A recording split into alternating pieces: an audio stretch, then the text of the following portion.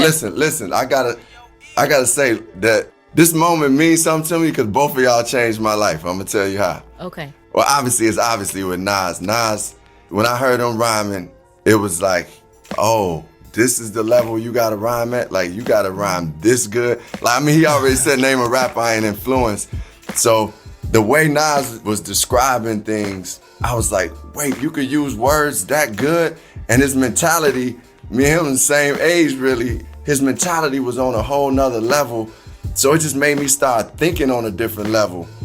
But Minya, the way you come into play is you changed my life. You brought Illmatic to me before it came out. Yep. You know that, Yep. right? Yep. So you, as you said, you were bringing all the stuff early. We wasn't getting that stuff in Chicago. So she brought Illmatic. We had it before it came out. So that kind of like changed my whole way of approaching, even my second album, Resurrection. I mean, I was working on it and already had some things going, but it was like, oh man, this is the level it has to be at. And Nas, nobody has reached that level, but it was a good standard to know what the possibilities are. And Minya, I'm telling you, because you brought that home, that actually gave me, like, I was really in a place where I was trying to find inspiration. I was listening to John Coltrane. I started listening to Coltrane. I was reading the Quran more and like doing things that I needed to expand my mind. So when you brought Illmatic, because I was already listening to Midnight Marauders, listening to Return of the Boom Bap.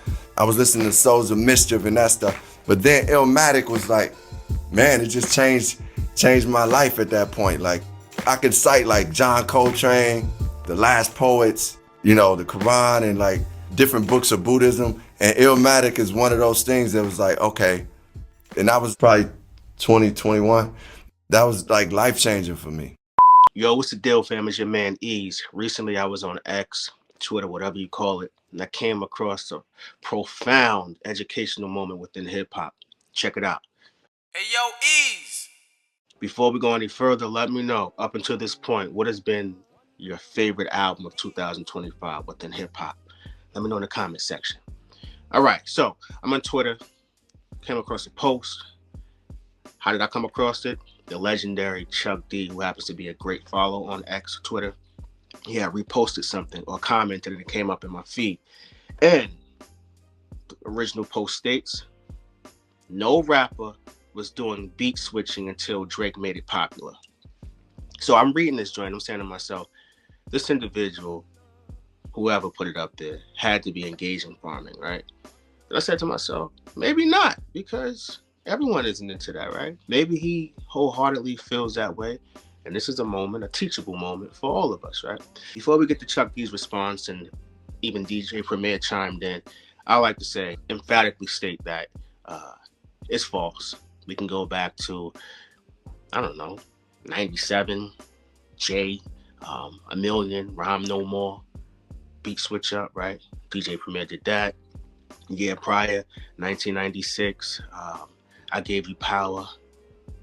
Dun-dun-dun, dun-dun-dun. Switch up to the actual beat for the song. Most people would say, yo, that's just an intro, Ease. Well, if you take that same intro, we're using the same standards based on the original post.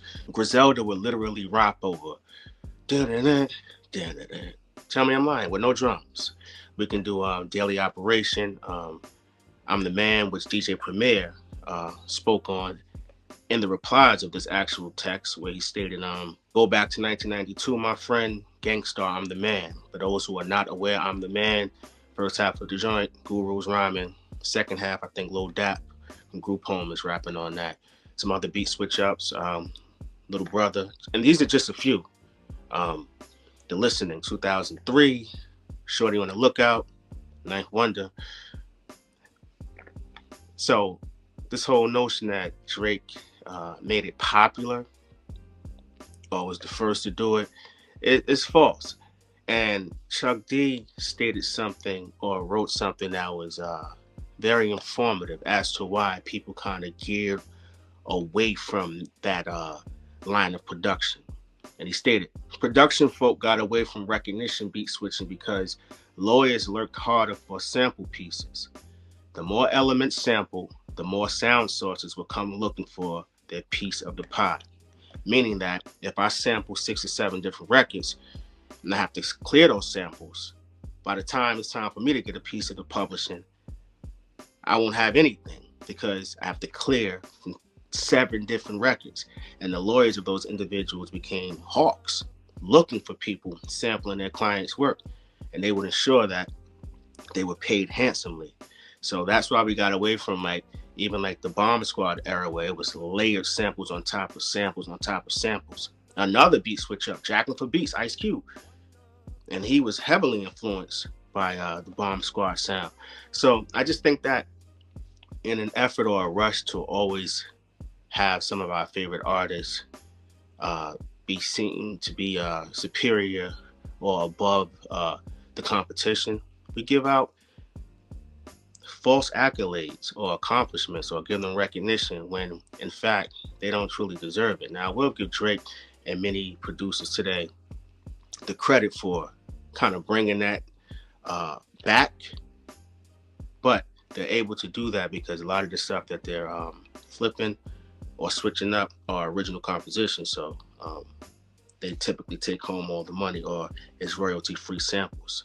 But when you really think about it, in the essence of music, this is nothing more than a bridge, like an R&B joint, a ballad, do a bridge, you go to the chorus, and you come back to the original melody. So in hip hop, the beat switch up is kind of like a bridge. So at the end of the day, no one is really reinventing the wheel, but to state that Drake made it popular is not factual at all. And hopefully the individual who typed that initially